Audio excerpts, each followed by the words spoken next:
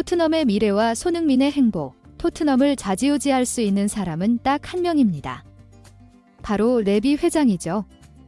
레비 회장은 결승전을 앞두고 무리뉴 감독을 경질시켜 버리기도 하고 감독을 4개월 만에 경질시켜 버리기도 하며 최고의 스트라이커 케인을 팔아버리기도 했습니다.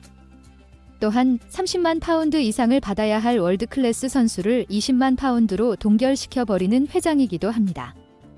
그가 팀의 회장인 동안 챔피언스리그 준우승도 해봤지만 리그 17위를 해도 레비 아웃이라는 플래카드가 그렇게 많았는데도 여전히 구단의 회장입니다. 유로파리그 우승을 한 후에 레비 회장은 헌사를 남겼습니다. 다행히 돈 얘기는 꺼내지 않더군요. 감독과 선수, 그리고 팬들에게 감사하다는 마음을 전하고 더 나은 미래를 약속하는 글을 남기기도 했습니다. 이번 우승은 시작에 불과합니다. 우리 클럽의 분명한 목표는 장기적이고 지속 가능한 성공이며 매 시즌 최고의 영예를 놓고 경쟁하는 것입니다. 이제 우리는 성공을 맛보았고 이것을 발판 삼아 더 많은 것들을 이루고자 합니다. 지금 이 순간을 함께 즐기며 다음 시즌을 다시 시작합시다. 자부심을 가지셔도 됩니다. 라고 했습니다.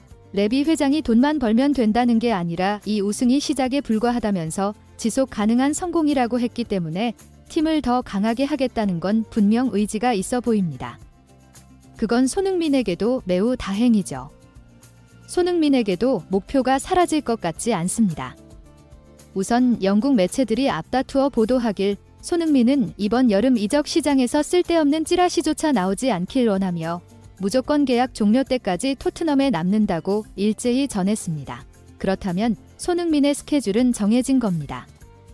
손흥민은 다음 시즌 토트넘에서 마무리하고 월드컵을 뛴 후 그때 성과에 따라서 손흥민의 행보가 결정된다고 보면 됩니다. 몇몇 레전드들은 손흥민이 사우디로 이적하는 것도 나쁜 선택이 아니라고 하더라고요. 개인적으로는 아닌 것 같은데 그때가 되면 만으로도 33살이 되기 때문에 정말 그때 결정은 아버지가 원하는 대로 내가 정말 뛰고 싶은 곳에서 선수 생활을 마무리했으면 좋겠다고 한 말, 그걸 결정하겠죠. 참고로 박지성은 무릎 때문에 은퇴를 했을 뿐 대부분 스포츠 스타들은 국내에서 선수 생활을 마무리했습니다. 비판을 할 수 있겠지만 낭만적인 손흥민이 인조잔디의 조기 축구에서도 축구하는 손흥민이 그런 결정하면 좋겠네요. 아무튼 그건 먼 일입니다. 손흥민은 월드컵 최종 예선에서 깔끔하게 마무리를 지어야 하는 의무가 있고 토트넘 선수들이 한국에 오는 것을 준비해야 하며 그리고 몸 상태를 다시 끌어올려서 다음 시즌 이제 개인 커리어 욕심을 내는 플레이를 해줘야 합니다. 솔직히 이번 시즌처럼 손흥민이 플레이했다가는 정말 응원 포기할 것 같습니다. 리그 슈팅 39개가 뭐냐고요? 그건 진짜 아니잖아요.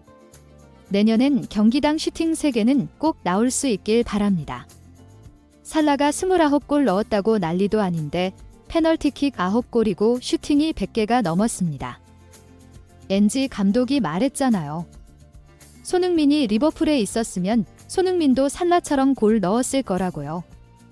엔지 감독도 그런 전술을 모르는 바보 감독은 아닙니다.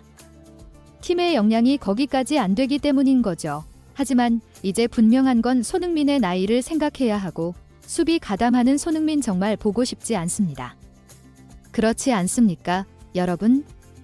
살라는 올 시즌 거의 반 코트에서 활동했습니다. 38경기를 모두 선발 출전했습니다. 챔스도 뛰었습니다. 왜 그게 가능합니까? 체력을 비축시킬 수 있었으니까요. 하지만 손흥민은 경기마다 팀을 도우려고 계속 내려오고 이번 결승전 히샬리송처럼 플레이를 했습니다. 뒤로 전력 질주하는 것을 몇 번을 봤는지 진짜 눈에 아직도 그려지네요. 20대 중반이면 전성기 나이이니 오히려 수비 가담이 없이 뛰면 게으르다고 비판받겠죠. 하지만 이제 만으로 33살을 향해 갑니다. 엔지 감독이 그걸 감안하고 전술적 수정을 하고 손흥민을 더욱 공격적으로 활용한다면 그땐 인정하겠습니다. 손흥민은 본래 골 결정력 최상위 선수였습니다. 그게 살짝 희미해진 것은 팀을 위한 헌신과 생각이 많아져서입니다. 이제 이룰 것도 이뤘고 NG 감독도 시즌3에서 더 재미있는 걸 보여주려면 손흥민 극대화를 선택하길 바라겠습니다. 토트넘 선수단 개편의 필요성, 앞으로 떠나지 않을 몇몇 선수가 있습니다. 비카리오, 포로, 반더벤, 우도기, 벤탄쿠르, 메디슨, 존슨, 솔로몬, 베리발입니다. 나머지 선수들은 이적설들이 있었고 토트넘이 더 강해지기 위해선 더 강력한 선수들을 영입하는 것도 필요합니다. 우선 돈을 벌어놓았고 선수들을 팔면서 추가적인 돈을 쓰면 더 좋은 선수들을 영입할 수도 있습니다. 로메로만큼의 강력한 센터백이 꼭 필요하고요. 비수마처럼 기복 심한 것보다 좀 더 안정적인 수비형 미드필더가 필요합니다. 베리발은 이제 조커 정도로 돌아가야죠. 스펜스는 그냥 임대 좀 다녀오고요. 스펜스는 삼선에서 활약하려면 좀 더 터프한 선수로 거듭나야 할 것 같습니다. 탕강가는 뭐 텔레비전 중계 정도로도 안 되죠. 다음 시즌 무엇을 기대하겠습니까? 토트넘의 경험과 감독했던 명장들이 했던 말들을 생각해보니까 토트넘이 다음 시즌 좋은 성적을 내려면, 그리고 레비 회장이 진심으로 그런 헌사를 남겼다면 스쿼드가 정말 강력해져야 합니다. 손흥민만 의지하는 팀으로는 살아남을 수 없다는 게 현실이고 월드클래스 미드필더를 데려와야 합니다. 월드클래스 공격수 한 명도 데려와야 합니다. 산체스는 아직 모르겠는데 드라구시는 NG 감독 스타일에 전혀 맞지 않다는 거 이미 확인됐잖아요. 로메로가 떠날지 안 떠날지 확정되진 않았지만 솔직히 안 떠났으면 좋겠습니다. 왜 그런지 로메로는 사고도 좀 쳤고 부상도 자주 있었는데 왜 로메로는 호감이 가는지 모르겠습니다. 개인적으로 클루셉스키를 이참에 팔고 더 레벨 높은 선수 데려오면 딱 좋겠습니다. 그런데 우승했는데 목발 짚고 있는 것을 보니까 좀 안쓰럽더라고요. 쿨루셉스키가 고생은 했는데 그 스피드는 해결이 안 되잖아요. NG 감독의 거취와 전술 변화. NG 감독의 거취도 아직 정해진 것은 아니죠. 이번 38라운드에서 대패를 하자 눈치 없는 기자가 앞으로의 거취를 물었고 NG 감독은 매우 황당했습니다. 전례 없는 일을 했는데 거취에 대한 질문이 계속 나오는 것은 이해가 되지 않는다. 분명한 것은 지금이 토트넘의 중요한 순간이다. 그동안 나는 오랜 시간 성공하지 못했던 구단에 큰 영향을 미쳤다. 내가 맡았던 팀들은 내가 떠난 뒤에도 여전히 상위권에서 경쟁하고 있다. 지금이 토트넘의 경쟁력을 결정할 중요한 시기다. 그는 토트넘을 계속 맡을 것이고 맡고 싶다는 간접적인 의사를 표했습니다. 그리고 이어서 내가 부임하기 전 토트넘은 리그 8위였는데 첫 시즌 5위와 함께 유럽 클럽 대항전 출전권을 땄다. 그리고 2년 차인 이번 시즌엔 갈망하던 트로피를 들었고 챔피언스리그 티켓도 획득했다. 토트넘은 다음 시즌 더 높은 위치에서 경쟁할 것이다. UEFA 챔피언스리그 우승에도 도전할 것이다. 지난 2년간 나는 충분히 입증했다고 했습니다. 전술적 변화는 꼭 필요합니다. 그건 전제로 해야 합니다. 현재 BBC에서도 그냥 2년 동안의 NG 감독이 했던 경력만 보고 지금이 가장 경질할 좋은 타이밍이라고 했습니다. 그런데 알고 보면 NG 감독은 때마다 변화가 있었습니다.